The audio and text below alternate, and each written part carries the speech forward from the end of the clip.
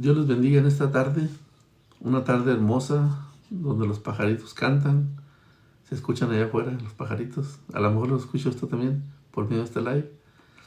Hoy vamos a estar estudiando el libro de Salmos, capítulo 2, versículo 1 al 12, y vamos a estar entrando en materia de qué significa el Salmo capítulo 2.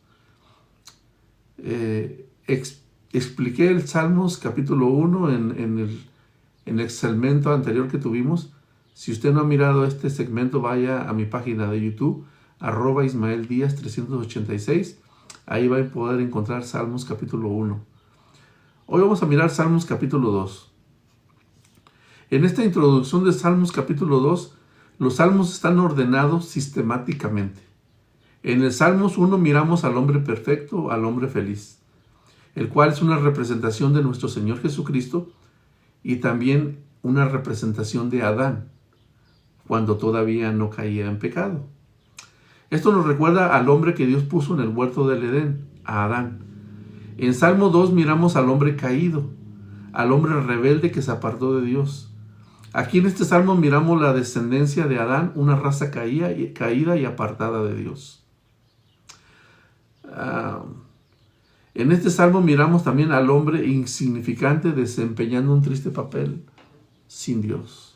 Vamos a mirar lo que dice la palabra de Dios. Salmos capítulo 2, versículo 1 dice de la siguiente manera: ¿por qué se amotinan las gentes y los pueblos piensan cosas vanas? Recordemos que este Salmos capítulo 2 nos habla del hombre que cayó en pecado, y en este caso nos habla de la persona de Adán. ¿Ok?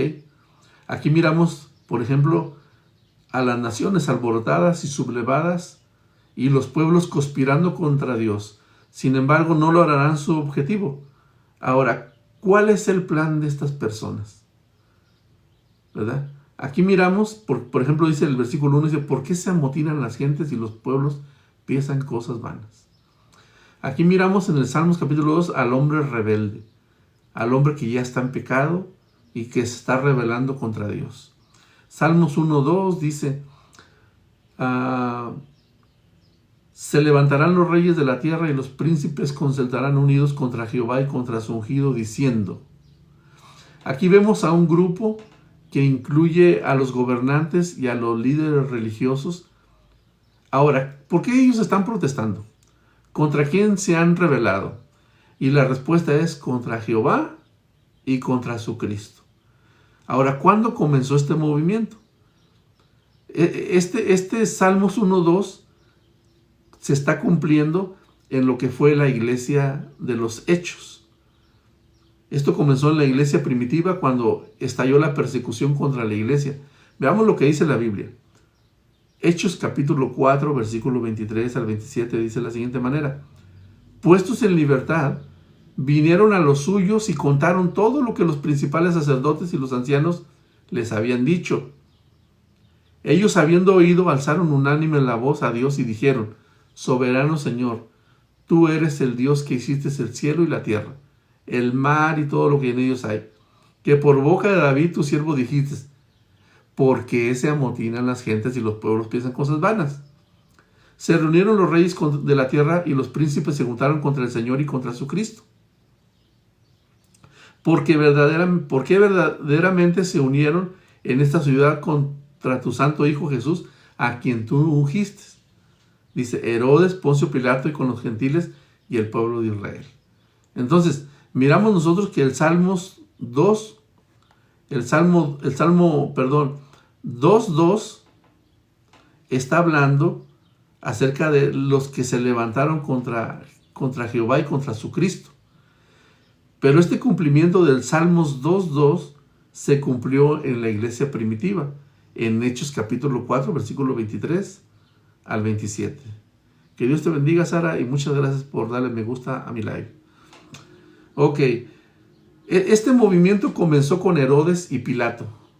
Herodes, Pilato y los líderes religiosos, de los cuales dieron muerte a nuestro Señor Jesucristo y a los apóstoles. Este movimiento comenzó aquí y seguirá como una revolución mundial hasta cuando Cristo regrese. ¿Ok? En este mundo solo hay dos clases de personas, las que están al lado de Dios y las que están en contra de Dios. Que Dios te bendiga, Sara. Muchas bendiciones para tu vida. Mateo capítulo 13, versículo 24 al 39 dice: le refirió otra parábola diciendo: el reino de los cielos es semejante a un hombre que sembró buena semilla en su campo. Pero mientras dormían los hombres, vino un enemigo y sembró cizaña entre el trigo y se fue. Y cuando salió la hierba y dio fruto, entonces apareció también la cizaña. Vinieron entonces los siervos del padre de familia y dijeron: Señor, ¿no sembraste buena semilla en tu campo? ¿De dónde pues está esa cizaña? Él les dijo: un enemigo ha hecho esto. Y los siervos dijeron: ¿quieres pues que vayamos y arranquemos? ¿La arranquemos? Él les dijo: no sea que al arrancar la cizaña también arranquéis con ella el trigo. Dejad crecer juntamente el uno con el otro hasta la siega. Y al tiempo de la siega le diré a los segadores: recoged la cizaña y atadla en manojos para quemarla y recoger el trigo en mi granero, ¿verdad? Entonces miramos nosotros que toda esta rebelión que se levanta contra Dios y contra su Cristo es una rebelión que no va a parar hasta que cuando ya Cristo venga en su segunda venida, arrebate a su iglesia y luego pasemos después por un milenio y al final del milenio el Señor le va a poner fin a todo esto. Y entonces sí, separará el trigo de la cizaña. Sabemos que nosotros los cristianos somos el trigo y la cizaña es aquella gente mala que no quiere nada con Dios, y Dios les va a dar la oportunidad por muchos años y no se van a arrepentir. Ese es el hombre malo, el que nunca jamás se arrepiente de sus maldades. Ahora vamos a mirar el Salmos capítulo 2 versículo 3. Dice: rompamos sus ligaduras y echemos de nosotros sus cuerdas, dice. O sea, el hombre rebelde dice: rompamos sus ligaduras y echemos de nosotros sus cuerdas. Ahora, ¿cuáles son las ataduras que Dios ha puesto sobre la raza humana, según dicen ellos? Bueno, pues una de ellas es el matrimonio, ¿verdad? El hombre rebelde le llama una atadura al matrimonio. Ya ve que Dios dijo que el hombre contraería el matrimonio, y el matrimonio Dios lo estableció para la raza humana, para su bienestar. Sin embargo, hay personas que se quieren liberar de esa atadura. ¿Por qué dice rompamos sus ligaduras? Rebelémonos contra el matrimonio. Rebelémonos. No hay que estar atados a eso que Dios dijo que era bueno. Entonces, esa es una de las ligaduras. Otra ligadura también son los 10 mandamientos, ¿verdad? Para el mundo es otra ligadura. Pero la pregunta es: ¿cómo se siente Dios a raíz de todo esto? Ellos no quieren seguir los mandamientos. Ellos no quieren respetar, no codiciarás, no robarás, no matarás. Ellos no quieren respetar nada de eso. Y dice: rompamos con esas ligaduras. Porque el hombre que está contra Dios está en una rebelión, en un pleito con Dios, ¿verdad? Pero, ¿cómo se siente Dios ante esta situación? Fíjese lo que dice el Salmo 2:4. El que mora en los cielos se reirá. El Señor se burlará de ellos. Aquí miramos a Dios burlándose del ser humano apartado de Él. Dios es tan grande que la tierra es como un pequeño vasto en el universo. Es como un punto ahí en la nada. Hace mucho tiempo, algunos dicen que los astronautas fueron allá al espacio, y captaron que la Tierra era como un punto en medio de la nada. Imagínense la grandeza de Dios, que en ese punto están seres humanos rebelándose contra el poderoso Creador, cuando Dios con un simple dedo nos puede desaparecer. Sin embargo, no, ¿verdad? Porque Dios ama a la raza humana y quiere que todos procedan al arrepentimiento. Dice: no queriendo que nadie se pierda, sino que todos procedamos a un arrepentimiento. Entonces miramos que Dios se va a reír en aquellos tiempos, ya cuando Dios piensa ponerle fin a esta maldad, a lo que es la maldad del pecado y todo eso, ya cuando el Señor aparte a los corderos de los cabritos, ahí es cuando ya el Señor se va a reír de ellos, ¿verdad?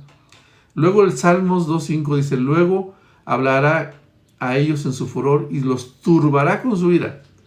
Aquí el salmista se refiere al juicio que vendrá sobre la tierra. Aunque el hombre se oponga a Dios, Dios va a continuar con sus propósitos. Y nada ni nadie se interpondrá en su camino.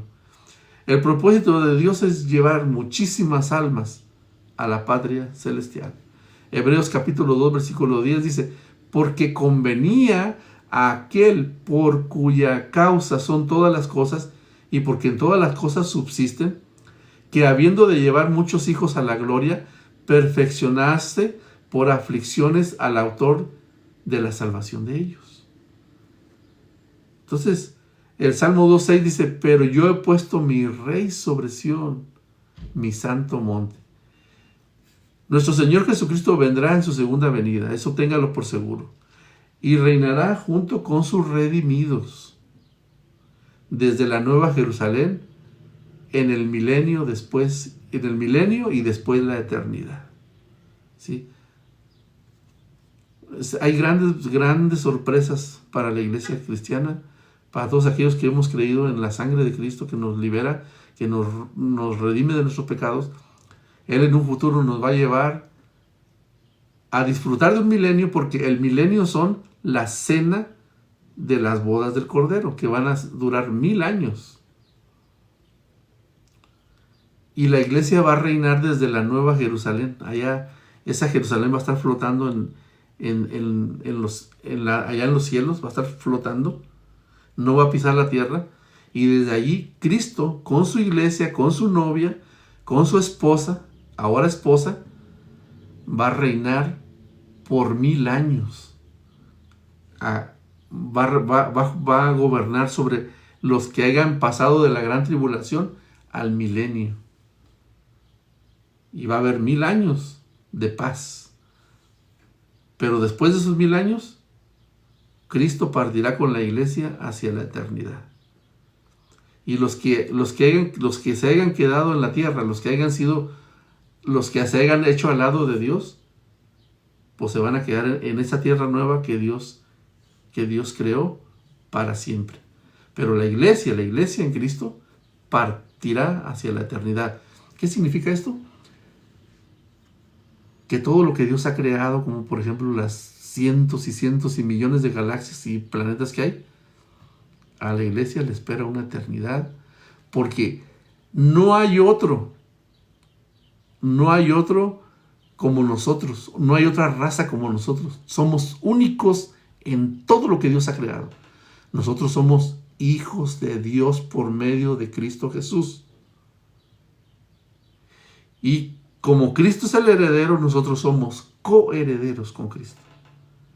Entonces, no termina todo aquí en la tierra. Si tú eres maestro de escuela bíblica, si tú eres pastor, eres predicador, eres evangelista, hay grandes sorpresas. A lo mejor Dios te manda a gobernar una galaxia, un planeta. No sabemos, hay grandes bendiciones para los que se van a ir con Cristo. Esperamos estar dentro de ellos. Por eso dice el Salmo 2.7, dice, yo publicaré el decreto, Jehová me ha dicho, mi hijo eres tú, yo te engendré hoy. Aquí la palabra mi hijo eres tú, yo te engendré hoy, se refiere a la resurrección de Cristo. Porque Cristo no fue engendrado. Cristo es Dios. Aquí cuando dice el Salmo 2.7, yo publicaré el decreto, Jehová me ha dicho, mi hijo eres tú, yo te engendré hoy, no se refiere a que Dios lo engendró, sino se refiere a la resurrección de Cristo. Hechos 13:33 dice, la cual Dios ha cumplido a los hijos de ellos, a nosotros resucitando a Jesús, como está escrito también en el Salmo 2, mi hijo eres tú, yo te engendré hoy. Se refiere a la resurrección de Cristo. Jesús nunca fue engendrado en el sentido de tener un principio. Ahora, ¿por qué causa se refiere a la... Por esta causa, se refiere a la resurrección de Cristo. Porque Cristo es Dios. Salmos 2.8 dice, pídeme y te daré por herencia las naciones y como posesión tuya los confines de la tierra. Recordemos que el cetro de este universo será sostenido por un hombre que murió y resucitó entre los muertos. Y estamos hablando de nuestro Señor Jesucristo, que está sentado a la diestra de Dios. Ahora, ¿cómo tomará posesión de las naciones del mundo? Veamos el verso 9. Salmos 2:9 dice: los quebrantarás con vara de hierro, como vasija de alfarero los desmenuzarás. Este pasaje se refiere a la segunda venida de nuestro Señor Jesucristo. Apocalipsis 19:1 y 2 dice: después de esto oí una gran voz de gran multitud en el cielo que decía: aleluya, salvación y honra y gloria, poder son del Señor Dios nuestro, porque sus juicios son verdaderos y justos, pues ha juzgado a la gran ramera que se ha corrompido en la tierra con su fornicación y ha vengado la sangre de sus siervos de mano de ellas. Cuando nuestro Señor Jesucristo regrese, Él va a aplastar toda rebelión. Toda rebelión. Salmos 2:10 dice, 2:10 y 11 dice: ahora pues, oh reyes, sed prudentes, admitid amonestación, jueces de la tierra, servid a Jehová con temor y alegraos con temblor. Ahora, Dios, a través de toda la historia de la tierra, les ha hablado a los reyes. Recordemos cómo le habló a Faraón, a Nabucodonosor, al rey Ciro de Persia, a Alejandro Magno, y todos ellos les ha hablado, les ha dado la oportunidad de que se entreguen. Le dio la oportunidad a Caín. Caín no quiso nada con Dios. Adán al principio sí quiso, pero ya después no se dice nada que Adán se regresó a pedirle perdón a Dios. Hay muchas cosas, Dios le ha dado la oportunidad a mucha gente que se arrepienta, y muchos no se han arrepentido, y lamentablemente el que no haya sido lavado con la sangre de Cristo estará fuera de los propósitos divinos. Ahora usted va a decir: pero oye, Adán todavía no conocía a Cristo, ¿cómo va a ser juzgado él? No. Dios le dio la revelación a Adán acerca del Cristo del futuro. Dios le dijo a Adán: va a venir un Salvador, ¿crees en él? Y si él creyó en él por la fe, entrará a la salvación. Pero si no creyó, estará fuera de los propósitos de Dios. Salmos 2:12 dice: honrad al Hijo para que no se enoje y perezcáis en el camino, pues se inflama de pronto su ira. Bienaventurados los que en él confían. Aquí la palabra honrad al Hijo significa entregarse a él, porque si no es así, serán condenados por rechazar la sangre del Cordero. Bienaventurado significa 3 veces feliz o más que dichoso. Entonces, este fue el Salmos capítulo 2 de la palabra de Dios. En el Salmo número 1 miramos al hombre perfecto en la persona de Cristo y Adán cuando todavía no pecaba, pero en el Salmo 2 miramos cómo el hombre ya entra en rebelión. Miramos que el hombre ha caído en pecado, y ahora miramos cómo se rebela contra Dios, y ya miramos todos los pasajes que hemos leído. Que Dios me los bendiga grandemente y me los guarde, y sigamos adelante. Nos miramos en otra ocasión estudiando algún otro segmento de la palabra de Dios. Este tipo de en vivos los voy a pasar a YouTube, y mi página en YouTube es @IsmaelDiaz386. El que guste y quiera ver otra serie de estudios, los estudios duran como 40 minutos, 1 hora, pero están bien explicados. Si usted quiere conocer de la Biblia, quiere entenderla más a profundidad para poder predicarla y enseñarla, vaya a ver mis videos. Son de una manera interpretada sanamente. Dios me dio la oportunidad de estudiar la escuela bíblica. Tengo alrededor de 35 años enseñando la palabra de Dios, y pues eso nos ha llevado a tener alguna experiencia para no cometer errores en lo que es la interpretación y todo este tipo de cosas. Si gusta, vaya a YouTube. Que Dios me los bendiga grandemente. A todos los que le dieron like a este en vivo, que Dios me los bendiga grandemente.